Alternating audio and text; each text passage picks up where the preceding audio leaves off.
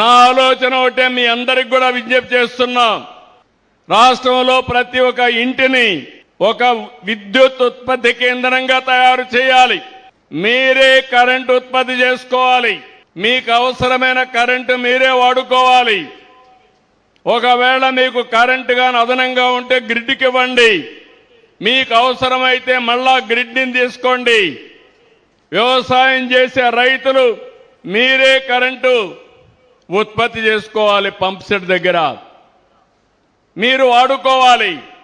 మీకు అవసరమైతే మీ ఇంటికి వాడుకోండి. ఇంకొక పక్కన మీ వాహనాలు కూడా ఎలక్ట్రికల్ వాహనాలు చేసుకోండి. మీకు ఖర్చు తగ్గిపోతుంది. మీకు ఇచ్చే పంప్ సెట్ కూడా కుసుమ్ కింద ఉచితంగా ఇస్తామని చెప్పి మీకు తెలియజేస్తున్నా.